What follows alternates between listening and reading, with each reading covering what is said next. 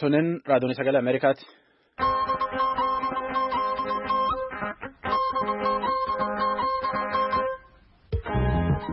Raadiyoon sagalee Ameerikaa qophii afaan Oromoo wixata haga jimaataatti galgal sa'aatii 2:00 akka sa'aatii 3 meetira baandii 1922 fi 25 irratti Waashingtan DC irraa sanii dabarsuun kaardhaa kun ammaan tan jalqaban.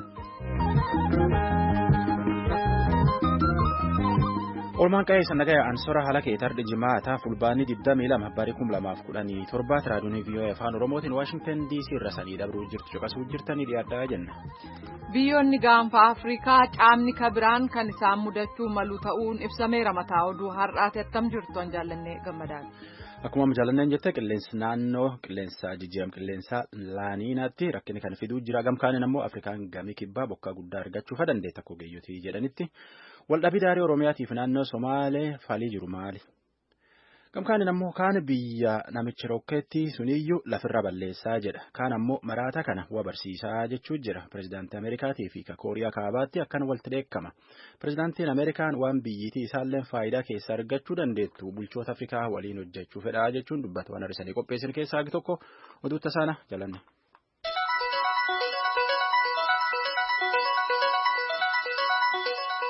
Biyyoonni gaanfa Afrikaa caamni kabiraan akka isaan mudachuu malu karaa ganne hayyoonni saayinsii rakkoo wabii nyaataas mudachuuf deemaa jedhu.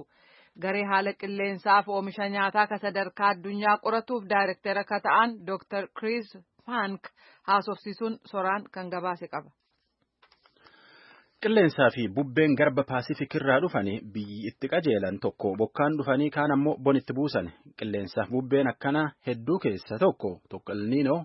Kaan ammoo laaniina bisaan garbaa jala haga gubbaa qabbanaa'uun qilleensi naannoo qabbaneessan bisaan garbaa jala haga gubbaa oowwuun ammoo qilleensi oowwisan qilleensi garbaa oowwaan qilleensi bokkaati bubbee kanatti akkana fida qilleensi elniinoo qilleensi oowwaa garba paasifik gama dhiyaatii fi qilleensi diqqaa garba paasifik gama bahaatii dhufu laaniinaan bisaan garba paasifik mudhii lafaatii paasifik gama dhiyaatii fi gama jidduuti akka malee qabbaneessa. Qilleensi garba Paasifik jijjiiram kunin bisaan sila jiruuf keessa Afrikaan gamii bahaa argachuu dandeettu. Agdiqqaa aga guddaan irraa diqqeessuu danda'a. Gamkaanin ammoo qilleensi kunin Afrikaa kibbaatii bokkaa guddaan dhufa.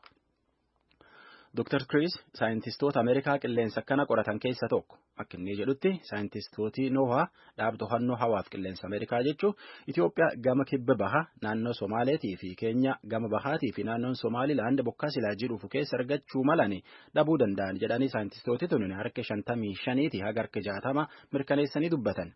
Qilleensi garba Paasifik gama dhihaatii fi gama jidduu hagayyii keessa akka malee qabbanaa'uu jalqabe kunin laaniina ta'e.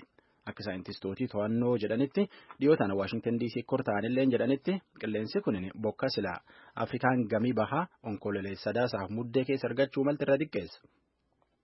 Naannoon tunin qaraayyuu rakkoo guddoo keessa dabarte. Rakkoo akkanaatiif Itoophiyaa, Somaaliyaa fi Keeniyaa keessatti gatiin midhaanii dabalte akka dhaabii USAID jedhutti miliyoona 18tti qarqaarsa akkana eegata. Tunilleen itti dabalamuun naannoon tunin 18 caalaa bokka malee jiraachuu dandeettii jedhe. Tunini akka jechaa Dr. Chrisitti waan guddoo nama yaaddessaati. If we had yet a third drought, that would actually make things potentially worse than we experienced in 2011. Akkan jedhe Dr. Chris, boni sadii wal taanee dhufu jechuun ammoo boni sadii qabaachuu jechuun rakkoo bar 2011tiif 12 caala akka malee hamtuu jechuu rakkoon bar suniitiif gama gaafa Afrikaa qof keessaa nama 200,000 fi 60tti lubbuu dhabee jedhe. Qilleensi garba Afrikaa Paasifik irraa ka'u kunin Afrikaa gama gaafaa irraa bokkaa fuudhee Afrikaa kibbaa geessa. Afrikaan kibbaa ammoo akka kanatti bokkaa guddaa argachuu dandeetti biyyi hedduutti lolaan itti baafachuu danda'a. Bar 2015 keessa laaniinaan kunin Afrikaa kibbaati bona buusee Afrikaa bahaatti ammoo bokkaan dhufe. Gaafas Afrikaan gamii bahaa bokkaa guddaa qabaattee jechuu laaniinaa fi elniinoon akkan walirra fuudha qilleensa addunyaa jijjiiran. Bulchiinsi federaalaa gosummaa irratti hirkateen kan ka'e Itoophiyaan gara wal fixiinsa barbaachisaa hin taanetti seente jechuudhaan paartileen mormituu Itoophiyaa lama Mayyaadii fi Samaayawii paartiin ibsa baasanii jiran. Paartileen mormituu lameen mootummaan maal na dhibdeedhaan callisee ilaalaa jechuun himataniiru. Mootummaan gamasaan dogoggorri jiru kan bulchiinsa federaalaa otoo hin taane ilaalcha humnootii sirni kun hammatee jiru qaban irraa maddaa jedha. obboleessa yeroo ajjeesu hedduu nama gaddisiisaa nama rifachiisaa jedha paartiin kun. Akka fakkeenyaattis lola daangaa Oromiyaaf bulchiisa naannoo Somaalee irratti ta'ee maqaa dha'ee jira ibsichi. Tajaajilli oduu Itoophiyaa aangoota mootummaa maqaa dha'uun akka gabaasetti walitti bu'iinsa kanaaf mootummaan federaalaa maqaa dha'amuu sirrii miti.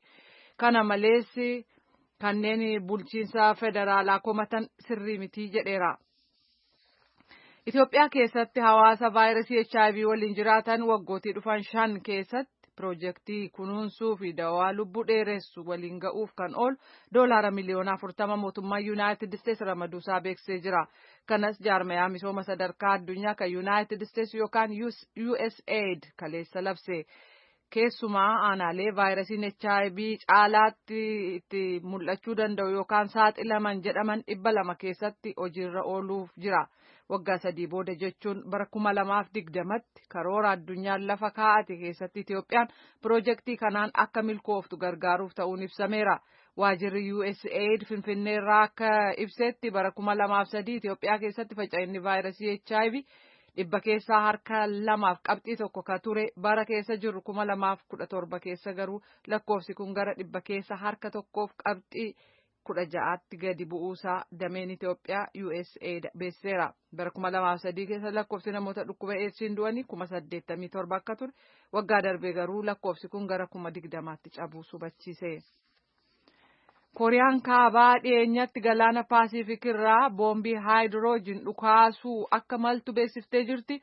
Kunis pireezidaantiin Ameerikaa Tiraamp jecha sodaachisuuf uggura haaraa kaa'uun doorsisu tuttuqaa irra deddeebi'ee kaa'ameerraa addan baafamu jechuudhaan hoogganaan Kooriyaa kaabaa Kim Jong-un akeekkachiisanii booda tajaajilli oduu Yoonaap akka jedhutti ministiriin dantaa alaa biyyattii Ri Yong Ho oduu gabaastotaaf akka ibsanitti yaaliin dhukaasa boombii haayidiroojinii kun sodaachisa pireezidaantiin Ameerikaa Tiraamp mootummaa Kooriyaa guutummaatti hin barbadeessa jechuudhaan jalqaba torban kanaa kora tokkummaa mootummootaa irratti dhageessisaniif deebiidhaa jedhan. Kora tokkummaa mootummootaa cinatti ibsa kana kan kennan ministiriin dantaa alaa Kooriyaa kibbaa kun hoogganaan Kooriyaa irraan deebi'a. Ministiriin dantaa alaa Kooriyaa kaabaa kun hoogganaan Kooriyaa kaabaa Tiraamp waan jedhe kanaaf gatii guddaa baasuuf jira jechuudhaan eega dubbatanii sa'aatilee hanga tokko booda ibsa kana kennan. Kooriyaan kaabaa doorsisa Tiraamp kanaaf deebiin kennitu humna guddaa kan qabu boombii haayidiroojinii Paasifiik keessatti dhukaasuudha. Yaaliin gaggeeffamu kunis gama Jaappaaniin qaxxaamuruunsaa hin oolu jedhameera. Imaltuu gara Yuunaayitid Isteetsi gaggeeffamu daangessuuf ajaji pireezidaant Doonaald Tiraamp mallatteessan yeroo inni itti xumuramu ga'aa jira. Kunis bulchiinsi Tiraamp itti aansuun maal gochuutu irra jira gaaffii jedhu kaasisaa jira. Uggurri malaa guyyoota 90 yookaan baatii 3 biyyootii musliimonni itti heddummaatan 6 kaa'ame dilbata dhufu xumurama. Uggura kaa'ame itti fufuu moo ka biraan iddoo buusuu ka jedhu gaaffii Waayit Haawusiif dhiyaatedha. Oduun keenya kanuma.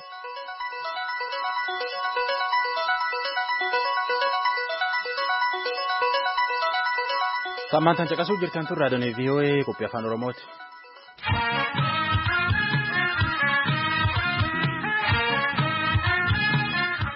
Pireezidaantiin Ameerikaa waan biyyi isaa faayidaa keessaa argattu irratti bulchoota Afrikaatiin waliin hojjechuu fedha. Pireezidaanti Tiraamp yoo guyyaa dheengaddaa bulchoota Afrikaa waliin carraa ardiin qabdu Afrikaan qabdu jechuun hedduu irratti waan jira bulchoota tanaa wal dubbatan tan jedhe. Gamkaaniin ammoo dameen nagaa tokkummaa mootummoota dhaabii isaanii Niiyork Ameerikaatti kortaa'uu jiru irratti karaa dameen tuni nagaa eeguu dandeettuun irralleetti wal dubbatan. Marii tana muummee ministeera Itoophiyaa Hayilemaariyaam Dassaalenyitti mari'achiise. Selemoon Abaatee tanaaf hojii tanaaf gabaas kanaaf achi jira Niiyork jira oduu taane nu erge tigiste.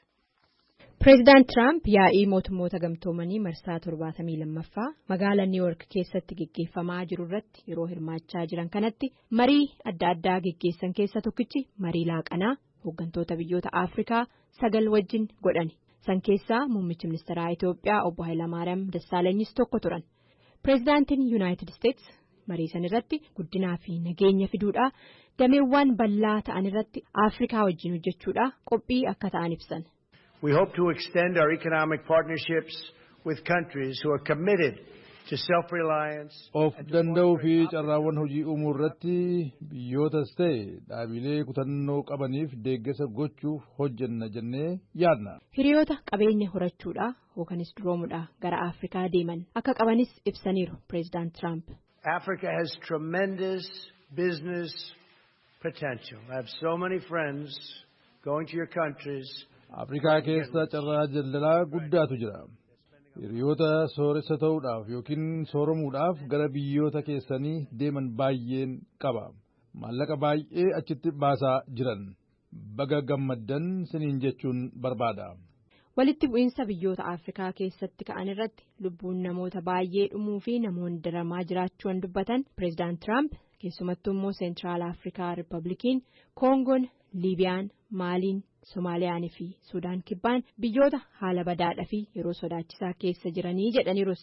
Gareewwan shororkeessitootaa akka ISIS, Al-Shabaab, Boko Haram fi Al-Qaayidaan nagaa Afrikaa jeequudhaa hojjechaa akka jiran dubbatan Prezidaantiin United States kun biyyi isaanii gareewwan kana barbadeessuu irratti hojjechuudha itti boontisii jedhaniiru. Addunyaa irratti biyyoota guddina saffisaan agarsiisaa jiran 10 keessaa 6 biyyoota Afrikaa ta'uu yaadachiisan Prezidaantiin United States kun fayyaan jiraatu malee guddinni dhufu. Kanaafis gama kanaan tarsiimuuwwan fayyaa ijoo ta'an irratti hariiroo qabnus itti fufnaa jedhan marii hooggantoota Afrikaa wajjin geggeessan irratti. Ajandaa fayyaa Ameerikaan addunyaadhaa qabdus jajjabeessuudha ministeera fayyaa United States Afrikaatti akka imalsiisan dubbataniiru. Karaa biraatiin golli nagaa eegumsaa dhaabbata mootummoota gamtoomanii kaleessa marii geggeessara. Itoophiyaan dura teechuu gola kanaa taatee hojii'an jalqabdes ji'uma fulbaana darbeetii haaluma saniin muummichi ministeeraa Itoophiyaa obbo Hayilamaariyaam Dassaaleeny mariisan geggeessaa ta'anii deemsisaniiru. Ajandaa mariisan irratti Itoophiyaan dhiyeessite jedhame galmee lakkoofsa 2378 haala itti dhaabbatichi hojiiwwan hojjetu fooyyessu tarreessa. Qopheessuu isaa irratti biyyoonni 61 hirmaachuu isaaniitii fi walgahii kaleessa irrattis hirmaattonni 71 haasaa godhanii fi miseensonni mana marichaa hundi deeggarsa kennuuf isaa dubbi himaan ministeera haajaa alaa Itoophiyaa obbo Mallas Alamuu dubbataniiru. Obbo Mallasan galmeessan keessatti qabxiiwwan kaafaman keessaa amma tokko ugaa ibsanis ማሻሻያ ተብለው የተነሱት ጉዳዮች አንደኛው የተለመደው የሰላም ማስከበር ስራ dhimmoota fooyyessuudhaaf tarreeffaman keessaa tokkoffaan hojii nagaa eegumsaa san barame sana. Kana jechuun erga walitti bu'iinsi ka'ee namoota nagaarra miidhaan qaqqabe biyyi barbadoofteen booda kan godhamu sana waggoota 70 darban akkas ture. Kun irra deebi'amee sakatta'amuu fi walitti bu'iinsonni biyyoota gidduutti ta'e biyyuma tokko keessatti ka'uun dura akkaataa itti hambisan itti yaadamuu qaba. Dhimma siyaasaa, dinagdee, haala qilleensaa, qabeenya uumamaa fi kan kana fakkaatan akka sababaa ta'an beekamaadha. Akkuma ka'aniin dhaabsisuu irratti xiyyeeffatamuu qaba. Sun baasiinsaas xiqqaadha. Lubbuun namootaa osoo hin badin biyyoonni osoo hin diigamin hojjetamaa jechaadha. Dubbi himaan ministeera haajaa alaa Itoophiyaa kun dabaluudhanis qaamni nagaa eegumsaa mootummoota gamtoomanii takka biyya jeequmsi itti ka'etti ergamuun booda aanwallole addaan qabuu qofa odoo hin ta'in biyyi sun hawaasni sun deebi'ee akka ijaaramu irratti hirmaachuu qaba. Yaada jedhamu irrattis mari'atamuusaa ibsan jedha gabaasni Salamoon Abaate Niiwuork irraa erge.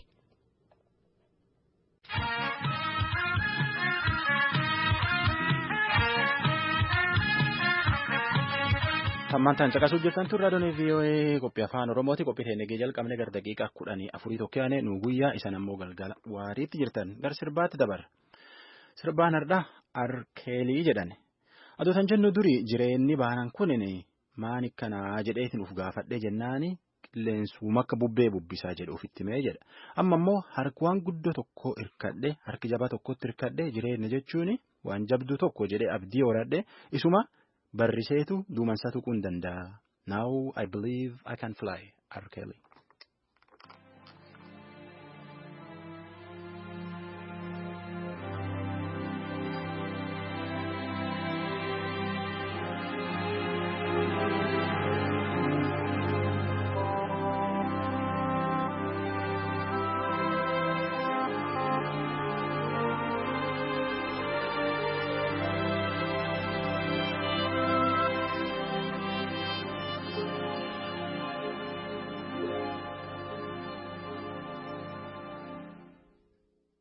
I used to think that I could not go on,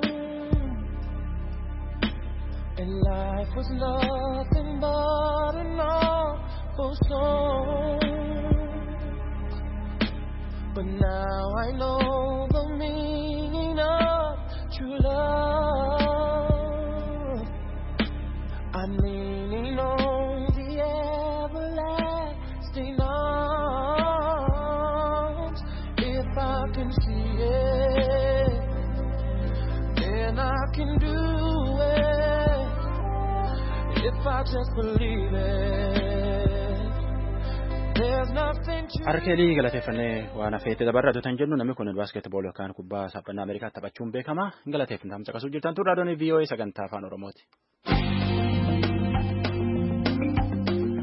Walitti aanaa dabarra waldhabii daarii Oromiyaatii fi kan naannoo Somaalee nama hedduu fixee kuma hedduu baqachiiskan irratti maanti fidee garamitti deemuu jira waldhabii kun jechuu irratti namuu yaada hedduu kennuu jira.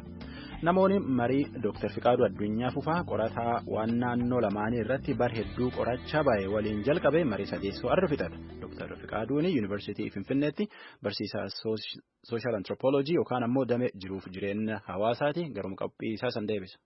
Gama Oromiyaatti kan dhagaa jirru namoonni baay'een bulchiisa naannoo Somaalee Jijjigaa Wacaalee bakka akkasii kanneen jiraataa turanii kumaatamaan kanneen lakkaawaman Oromiyaatti seenaa jiruudha kan jedhamu.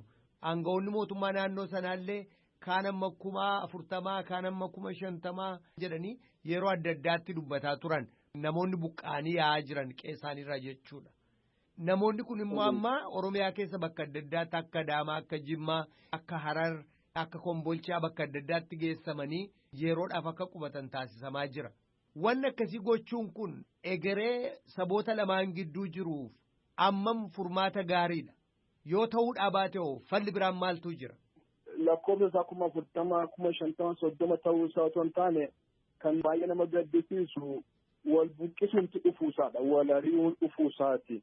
Fakkeenyaaf yoo Cinaaksen yookaan Meessoo yookaan Lowlaandi baay'ee dhatte Oromoof Somaaleen uummata kamiyyuu caalaa uummata waliin jiraatudha. Probably uummata Itoophiyaa keessaa kan akka Oromoof Somaalee walitti dhufeenya baay'ee kiloos ta'e qabu hin jiru.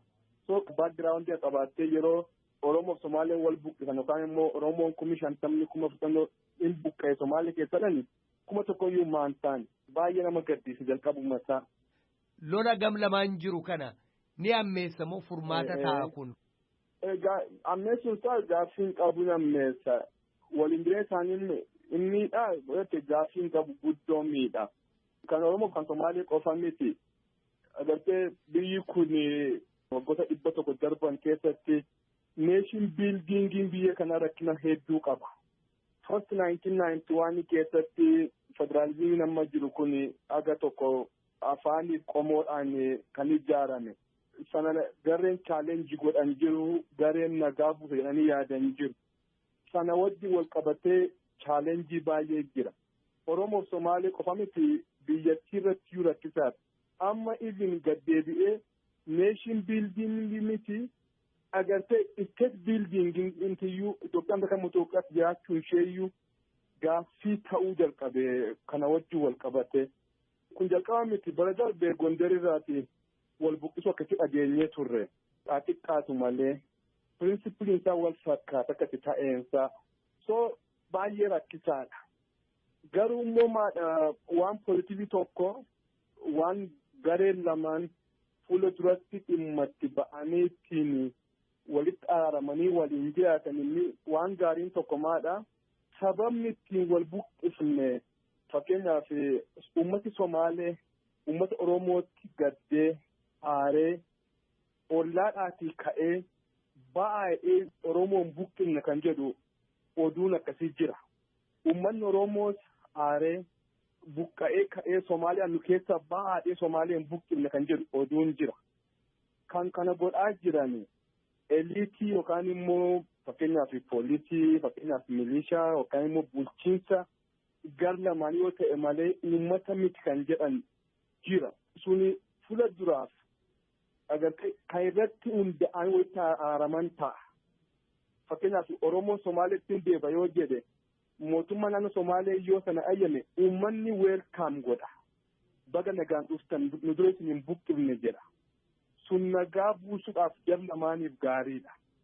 Kana malee waan amma ta'e hamaadha hama baay'ee hamaadha. Oromoo Somaalee qofaaf miti biyyattii maafiyyuu baay'ee rakkisaadha.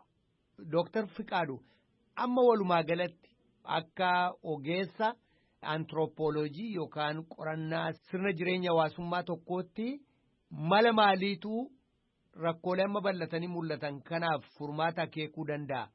Mala ta'uu danda'a nageenya naannoo sanatti buusuu fi waliin jireenya uummatoota waldaangeessanii sanas gara nageenyaatti fiduudhaaf. Ani bakka lamatti qoodeen ilaala sana namoo inni jalqabaa fi waan hariifachiisaan miira amma ho'aa jiru kana diinummaa amma oofamaa jiru kana tasgabbeessanii mariidhaaf nagaadhaaf karaa banuudha. Naannoo lamaan kana irratti waliin ta'anii mari'achuu qabu.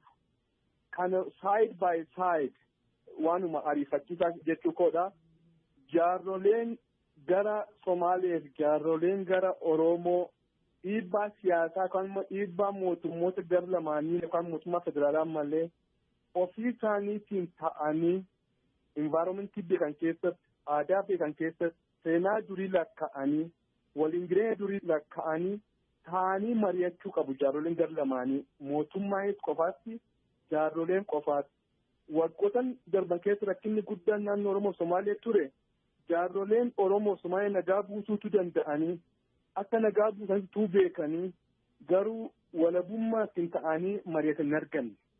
Yeroo hundumaa warra siyaasaatti inisheet godha, warra siyaasaatti ispoonser godha, warra siyaasaatti ajandaa kennaafi sun afee amma kana carraa kanatti dhimma ba'anii kan akka carraatti fayyadamanii bilisummaadhaan abbaan amantaa gara lamaanii jaarroleen gara lamaanii warra abbaa gadaa ta'anii mari'achuu qabu nagaa buusuudhaaf. Inni lammaffaaf inni bu'uuraa fundamental kan ta'e akkamittiin akka kun lamata hin deebine goonaa irratti mari'atamuu qaba. Daangaan amma sababa kana jennee mari'annu kun seeraan sararamuu qaba. Daangaan sun immoo ummati beekuu qaba. Daangaan kun daangaa Oromoo Somaalee walirraa kutu miti. Daangaa jireenya jar lamaanii walirraa kutu sun taane daangaa bulchiinsa qofaadhaaf jedhanii ummati kun sirriitti hubatee daangaan sararamuu qaba. Daangaa sararuu keessatti immoo rakkinni jiru ammas tokko maalidha? Agartee heera mootummaa wajjin wal qabatee yoo naannoon lama wal dhabani referendamiitti godhamaa jedha heera mootummaa irraa wajjin wal qabatee akka itti hiikan irratti. Referendamiin jedhan suni rakkina hiikuu dhabee ofumasaatti sababa rakkinaa ta'e. Soluushinii ta'uu dhabee ofumasaa piroobilemii ta'e. Maaliif yoo jette tokko naannoon qotee bulaa kun wal keessa yaa'a.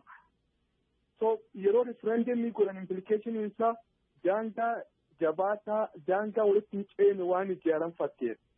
Lammaffaa immoo referendamii irratti maal jedhaa namoonni ganda gandaan sagalee kennuu sagalee yeroo kennan immoo ganda waggaa 5 dura keessa ba'an sagalee kennuu hin danda'anii jedha. Sana jechuun gareen tokko humna godhatee dhufee ollaa tokko yoo buqqise amma ganda tokko yoo buqqise sana booda buqqisee deebee referendamii irratti gaafata sagaleen haa kennamu jedha. Sana jechuun namni baay'inaan caalu fudhata jechuudha bakka tokko. Bakki tokko garuu baay'ina qofaan qabachuu miti.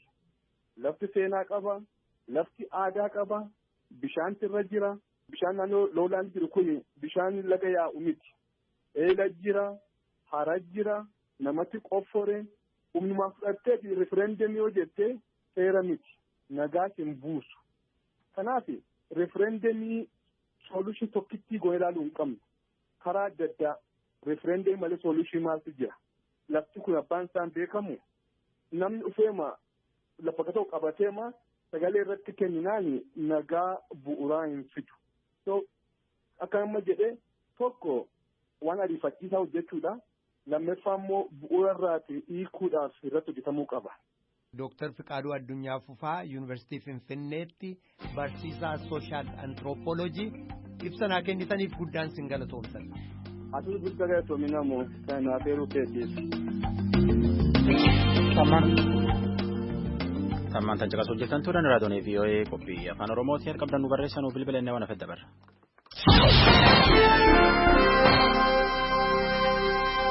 Kanatti aansinee ibsa gulaalaa kan imaammata Yuunaayitid Isteetsi calaqqisu isiniif dhiyeessina. Kutaan Itoophiyaa gama bahaa biyya Soomaaliyaatiin daangessu gammoojjii ta'e balaa gogiinsaan gidira argaa jira. Yeroo bokkaan roobuun itti ture boodatti buusaarrayyuu inni roobees ga'aa miti. Sun tikfatteewwan naannichaa irratti miidhaa guddaa geessiseera. Balaadhuma gogiinsaa waggoota lamaan darbe qaqqabeen faanatti gogiinsi bara 2017 Itoophiyaa mudate jeequmsa namummaa olaanaaf biyyatti saaxileera. Sababaa kanaaf jedha ibsi gulaalaa mootummaa Ameerikaa irraa ba'e. Abbootiin warraa hedduu kutaa Somaaliyaa Itoophiyaa keessaa dhiyeessii fi hanqina nyaata madaalawaa cimaa ta'eef saaxilamaniiru.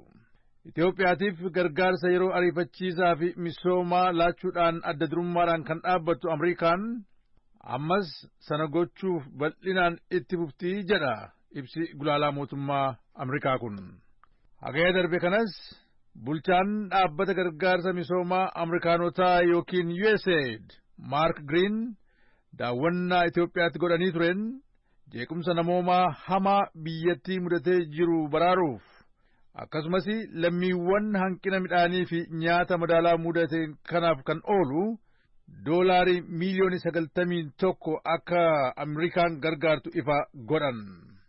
Gargaarsa kanaan jedhan Mark Green bulchaan USAID nyaati yeroo ariifachiisaa fi qorichooti eegumsa fayyaatiif ta'an ittiin dhiyaatu. Gargaarsi maallaqaa kun ifa ta'uun guyyaa tokkoon duratti Mr. Green dhimma olaanaa tokkos ifa godhanii ture. Innis sagantaa Ameerikaanotaa Feed the Future yookiin dhaloota egeree soruu jedhu jalatti biyyoota hammatamanii deeggarsa argatan 12 keessaa Itoophiyaan tokko taatee filatamuu addeessan. Ergii hojiitti seenee waggaa 7 kan lakkoofsise sagantaan Feed the Future kaayyoonsaa qonnaan bultoota sadarkaa xixinnoo hirmaachisee qonnaa irratti investii yookiin baasii olaanaa gochuudhaan oomisha midhaanii heddummeessuudhaan beela hiyyummaa fi hanqina nyaata madaalawaa haga danda'ametti xiqqeessuudha. Sana qofa miti deemsa kana keessatti carraalee guddina misoomaa fi daldalaa babal'isuus ni argamsiisa. Sana gochuudhaan haala Itoophiyaan geeddarumsa qilleensaadhaan balaa mudatuu danda'u ofirraa faccistu ittiin cimsuu dandeessa jechuudhaan ibsi gulaalaa mootummaa Ameerikaa kun ni addeessa. Gargaarsi namummaa kennaadha osoo hin taane wal gargaarsa, wal deeggarsa akka ta'ettiin amanaa kan jedhan bulchaan USAID sirriidhumatti kabajaa ilmaan namaa hundattiin amana. Dhalli namaa hundi ofiifis ta'e ijoollee isaatiif egeree ifa ta'e ijaaruu irratti kaayyoo tokko akka qabuun amana. Akkuma kanaanis biyyi kamiyyuu gara egeree gaariitti akka guddachuu feetuun abdadhaa jedhan. Sana uummattoonni akka galmaan ga'ataniif gargaarsa ni goonaa, gargaarsi keenyas ga'ee tokko akka ba'uun abdadhaa jedhaniiru aangoon Ameerikaa kun. Dhaabbati gargaarsa misooma addunyaa Ameerikaa Itoophiyaan humnaa fi qabeenyaa ishee haalaan fayyadamtee qonnaan bultoota isheetii fi abbootii qabeenyaa isheetti fayyadamuudhaan biyya midhaan nyaataan of dandeesse akka taatu Ameerikaan gargaaruu itti fufti jechuudhaan hoogganaan dhaabbata misooma Ameerikaa isa dubbatan tuqee ibsi gulaalaa har'aa yaada isaa xumureera. Kan kanaa olitti dhageessan ibsa gulaalaa kan imaammata Yuunaayitid Isteetsi calaqqisu ture.